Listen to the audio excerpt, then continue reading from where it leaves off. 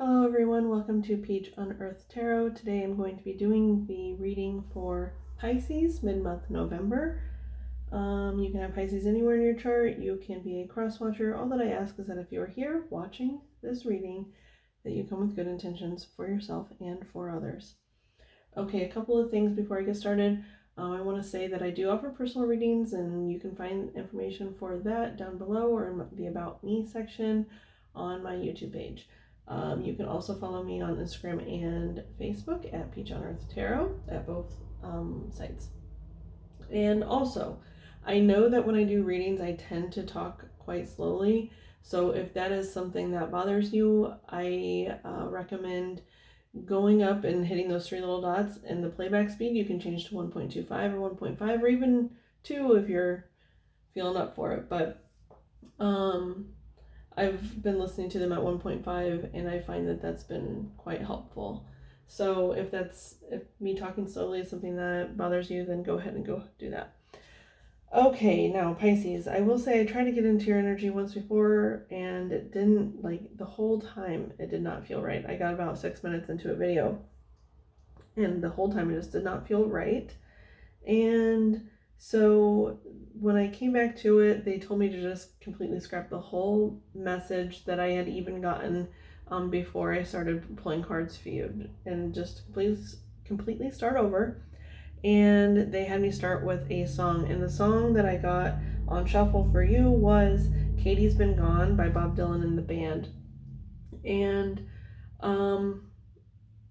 what's interesting is that it's almost in the song, the lyrics for parts of the song are like written as a letter to Katie from the narrator. Narrator, I'm just going to start calling Bob since, it's sung by Bob Dylan. So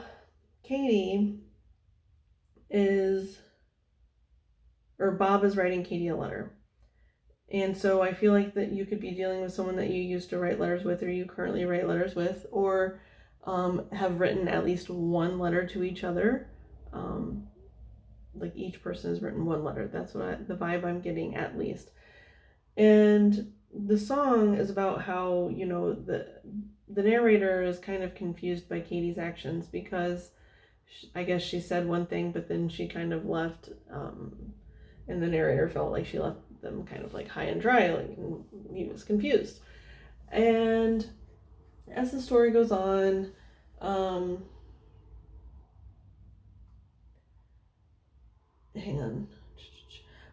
as the story goes on, it's kind of like you start to think, well, why did Katie leave? Like, did they leave because of their own fears? Did Katie leave because of her own fears, or was it because of actions done by the narrator? And that's something that the narrator has to ask themselves. So if you're the person that you feel left by someone, and it doesn't even have to be a romantic thing, it can be a friendship or whatever, you have to ask yourself, well, why? Why did that person take those actions? Is it because of them, or is it because of me, or is it because of both? So just look at the whole situation from all layers, okay? And then let's see here. I was also getting like that it could be ascensions. Katie decided to ascend and Bob didn't. And so he sees her out being a different person without him, but he can go if that's his calling, you know what I mean? Like if he needs to ascend to be near Katie, then ascend to be near Katie. I was getting that it's like an ascension thing. And they also wanted me to point out to be aware of the ego, because the very last line he says,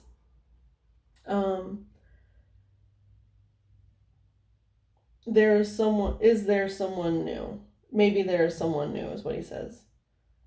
And that's kind of like an egoic thing, like Katie possibly couldn't have moved on just to move on. It has to be because she found somebody else. You know what I mean? Like, so it's kind of pointing out like an ego thing, but then also like thinking about it in those terms from Katie's perspective. can be a little bit egoic as well. So it's just all around, things are needing to be looked at from all angles, okay?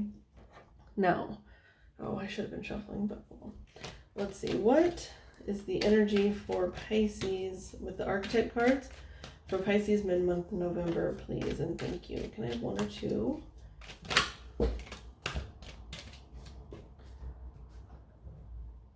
Someone else got child, orphan. And that's interesting because I was talking about ascension, right? And in this card, it's like this person is on the planet by themselves, okay? And there's all these other planets surrounding them that they can physically see. And those are like the different dimensions or whatever you want to call them. And they're figuring out how to jump from one to one. And, you know, maybe Katie left because she's kind of a lone wolf and she's trying to figure out with like that orphan energy, you know, it's like you're left alone at a young age.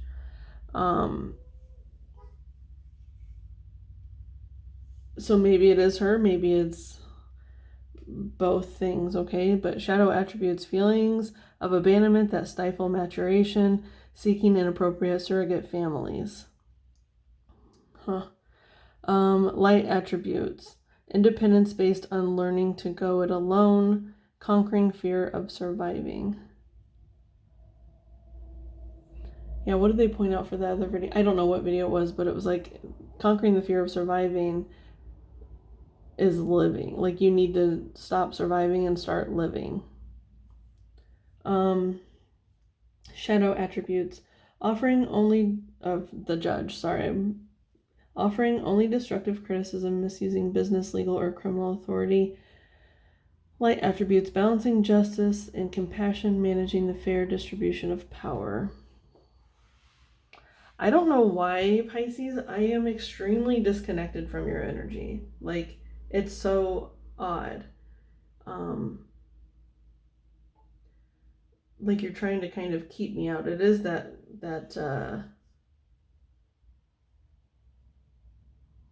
independence. It's almost like you want to keep people at bay, at arm's length.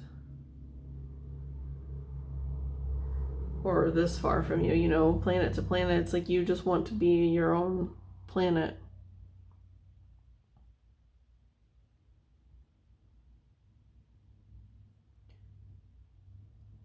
But I'm getting like really strong Libra energy here, like the Justice card, about it's not just even about balance, you know, with the Justice card, you're supposed to place your heart on the scales, and on the other side is a feather, and your heart needs to be as light as a feather, in order to like continue on with the major arcana, you know, after Justice is the Hanged Man, you know, to like keep moving on the path.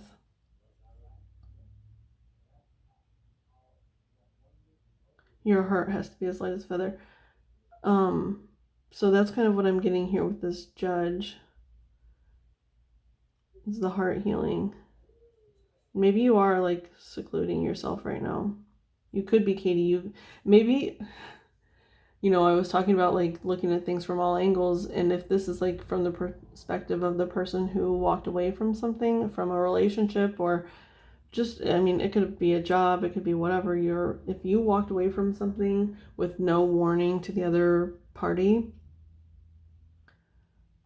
it's almost like you're really needing to look at it, like why you did it. Why did you do that? Was it because of something that other person did, or was it actually something like wounding within you with this orphan energy that is like our wounding? Okay, let's clarify with, hang on, do I need to get another card? No. Okay, they do want me to move on with the True Heart Intuitive Tarot. Okay. What is the energy for this orphan energy for Pisces mid-month November?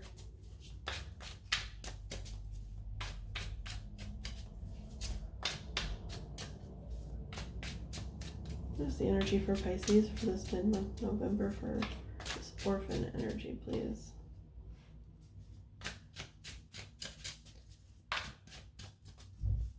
It didn't come out, but I did see the Ace of Discs. Strength, okay. With the Four of Discs on the bottom. Hang on. You know, I'm seeing here this fire, or I don't even know what that is. It's like steam coming off of her. I don't know. But I'm seeing that as like the ascension, right? I really feel like maybe Katie, I'm just referring to this person as Katie because of the song, but you know, maybe she's out there trying to heal so she can ascend, like she's going through a healing process. But it seems like she's been gone for a while by the way that this song was written. It was like, the whole song was like, she left, okay, she's been gone. She's been gone a really long time, and like, is she ever going to come back? That's kind of like the progression of the song. So maybe you're at like the tail end of this. If you're that Katie energy, the one that left a situation behind. And it's almost like with that orphan energy, sometimes people who have abandonment issues also abandon other people and things. They abandon jobs, they abandon relationships, they abandon friends, because that's what they know, right? And so I feel like, oh, this is interesting. So the Four of Discs is on the bottom, and we have Strength here, and she's kind of like sitting on the lion. And Four of Discs is about like holding on tightly to things, right?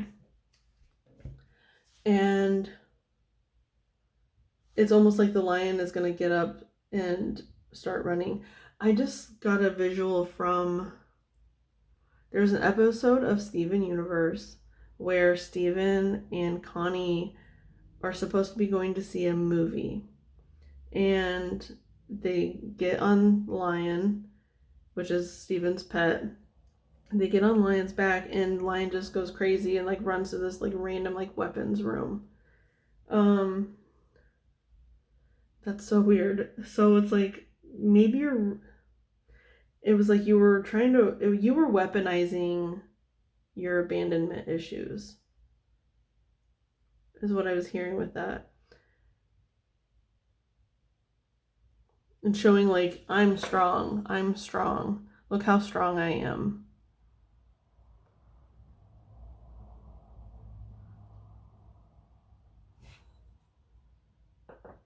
But really you're just quite wounded. Feelings of abandonment that stifle maturation. Yeah. But then turning it to light, independence based on learning to go it alone, conquering fear of surviving. Yeah, quit surviving and start living. Because the surviving is more of that egoic state, right? Where we just live to make it through the day and do whatever is necessary. But when we start living, that's when the vulnerability comes in. And you know, the fear of abandonment can really come up when we make ourselves vulnerable. And like I said, it doesn't even have to be a person. It can be just any situation. When we put ourselves into a job or a career that we really love and worry that it's just gonna, you know, not work out, that's fear of abandonment. And it makes you live in this lack mentality, but you're pretending to be strong, but you live like you're in lack, like you're holding on so tightly to that strength. And it's almost like viewing independence, like extreme independence, as a strength. And independence is a wonderful, wonderful thing. But when it's extreme independence, it's a defense mechanism, right? Keeping everyone at bay so we don't have to be vulnerable. Okay, let's see. Do I need to keep going with True Heart or go on to another? Okay, so they want me to go on to Morgan Greer. I always find it interesting, especially because I was having a hard time connecting to your energy, and now I like have hardly any cards out here. But I find it interesting when they don't give me very cards, and I just go off of like, you know, the things that they are telling me. Okay, what is the clarification for the Strength card for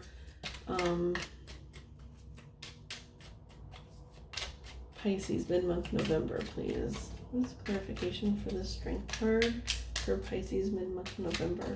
Oh, that's so many.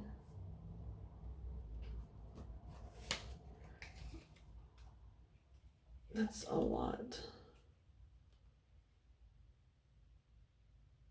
Where are we at? 15 minutes. I guess we're gonna give it a shot.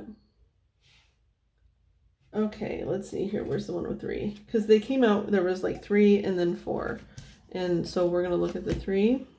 Okay, so we have the World, the 3 of Wands. Oh my. You have the World and the Wheel of Fortune. And then with the 3 of Wands in the middle. You know what I'm getting here? This is so crazy. This feels like the other person. The person, the narrator, Bob. Like they're trying to manifest change. They're trying to get this person to come back. And if it's like, you know, the song is pretty, it's about a romantic relationship, I'm pretty sure. I mean, it could be a friendship. But I am also getting like that it could also be like work. Like maybe an old boss is trying to get you to come back to work or something like that. Because I'm seeing it as all 3 things: work, love, and friendship. And it's almost like they're looking at each other, even though they're not on the same timelines right now. It's like Katie, she can sense that someone is calling to her, and the way that she's looking out, even her line is looking out. It's like she can sense, she knows. It's like that. Oh, in the other reading, I was talking about a sixth sense. And it's almost like a sixth sense, like she can sense someone like beckoning her. And I really feel like this is that narrator. They're trying so hardly because they have the World and the Wheel of Fortune. They're trying so hardly. And then, you know, 3 of Wands to me is like manifestation. So they're trying very, very hard to bring change, to bring her back.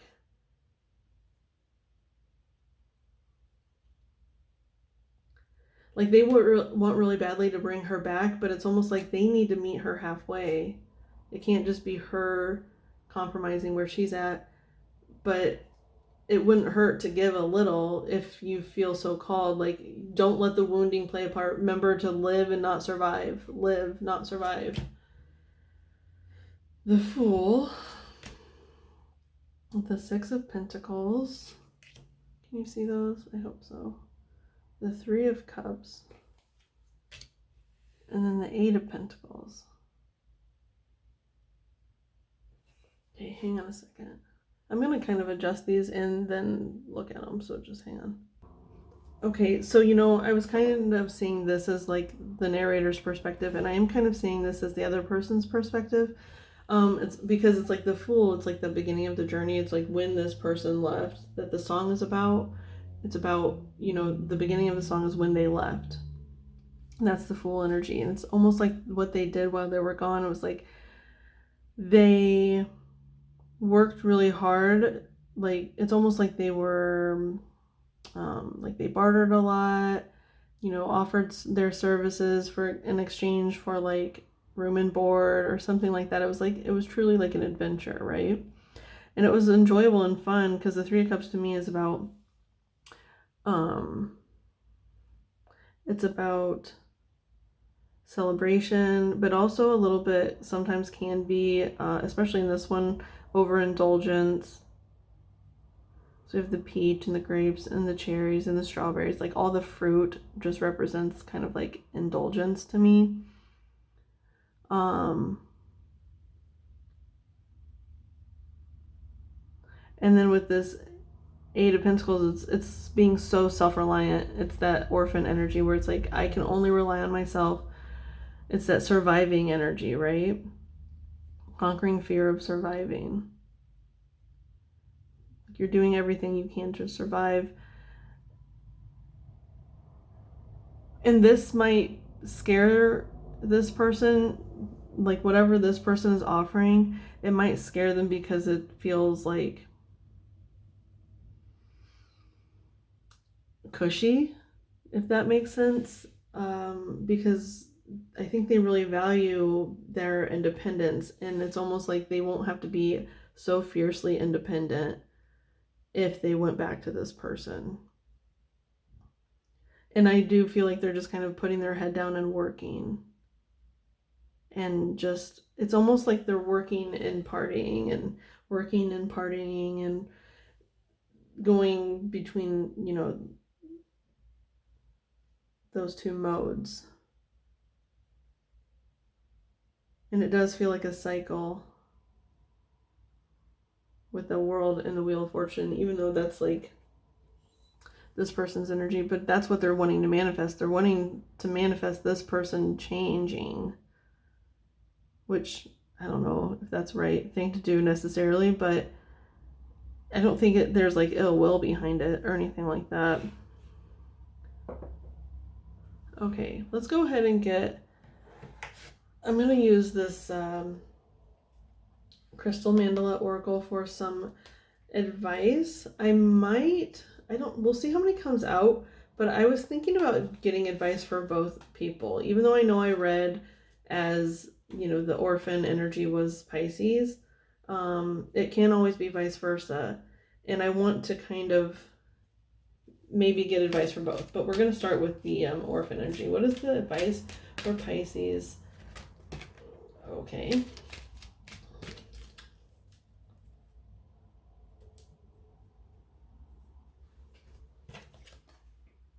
The Untamed, which, who else got that?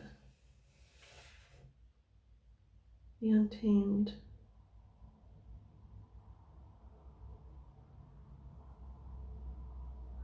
I don't know who got that. Oh, I never looked at the bottom of this. We have the Hierophant, which is about commitments.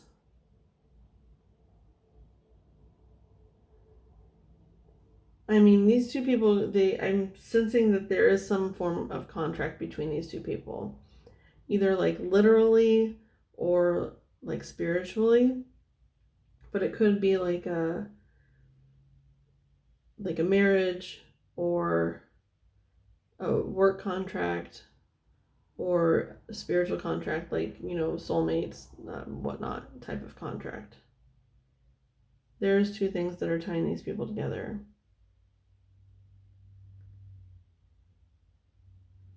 Contractually tying them together is what I'm getting. I am seeing Taurus because Taurus is represented in the World card. And Leo is as well. This is Leo. That's Taurus, Leo, Aries, Capricorn, Libra. I almost said Gemini. So anyway, oh, this is interesting. They just pointed out like this is 48 and down here it says 888. So it's like there's 4 8s. 8, 8, 8, 8. There's 4 of them. I don't know if that applies to you or not. So let's see, the Untamed. Because that's where I think that this person is. And you know, it's about meeting each other in the middle, right? So maybe this person needs to learn how to be a little bit more untamed. And this person a little bit more tamed, right? Okay, so 48. We bring you the empowerment of the untamed. To be untamed is to be true to oneself without condition. It is freedom, but it is not always easy. There are many belief systems, some of which are considered to be essential and beyond question to mainstream human society, which would mark an untamed spirit as a dangerous and suspicious creature, even though that untamed spirit serves unconditional love. Yet to be untamed is the only way to discover who you are and live in your divine destiny. Behind the clothing, social masks, and the stories you tell yourself or that others tell you, there is a beautiful, wild, divine creature that wants out. Uncage that divinity and watch your wild beauty emerge as you and your world transform through raw grace. So here's kind of what I was hearing when I was reading that, is that this person, while they are like living like an untamed lifestyle, it's still like they're not fully living. They're just kind of like going.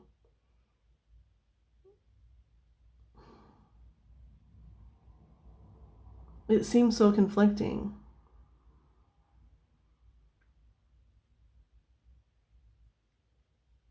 But it's like, it's almost like they're just living this lifestyle out of fear of abandonment and vulnerability, fear of living.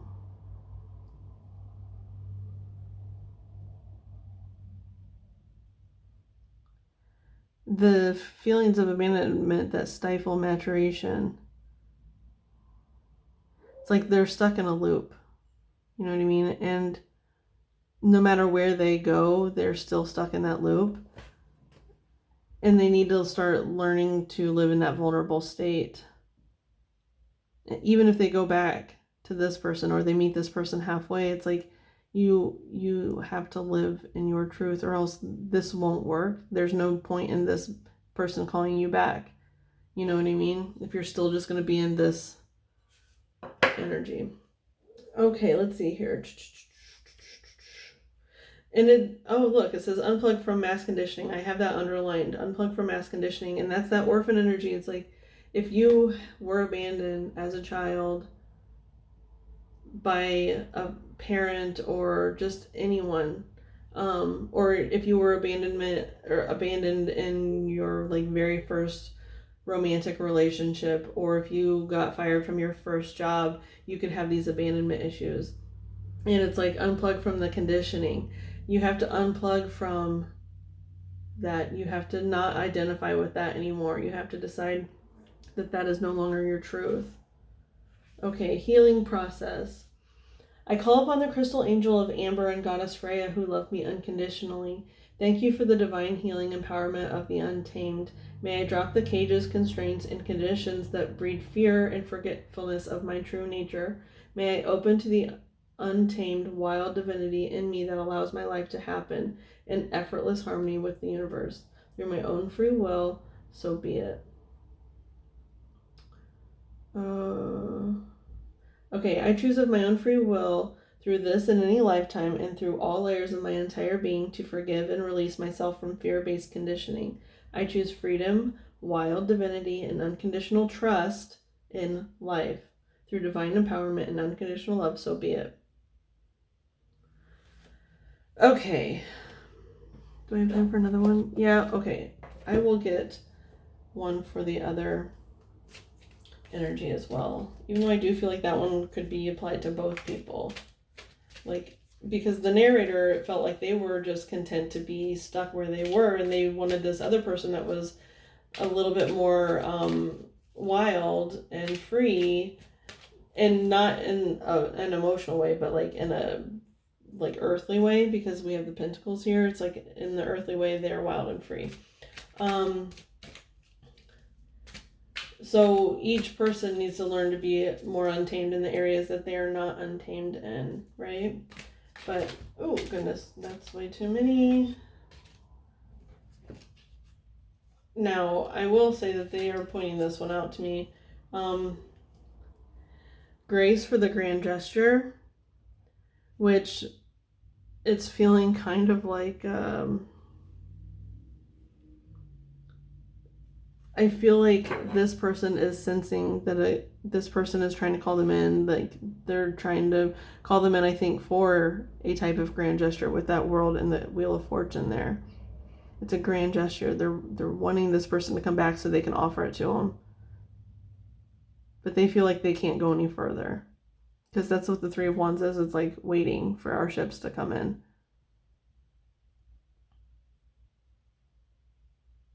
Waiting for our manifestations.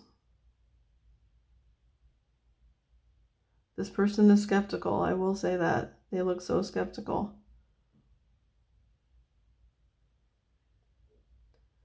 but there could be a grand gesture, and it's like, just keep an open mind, but obviously don't go back to anything that you don't feel called to, but really look about why you're not called to it. Is it because this is not a healthy situation for you? Is it because you're afraid of being vulnerable, of getting hurt? Okay. So I think I'm going to stop it there. I don't think I need to continue on. I hope this was helpful, Pisces. If it was, you can like, comment, share, subscribe. I appreciate any of you that were present today, any of your guys that were present, any of my guys that were present, from the bottom of my heart. Thank you so much, and I will see you soon. Bye.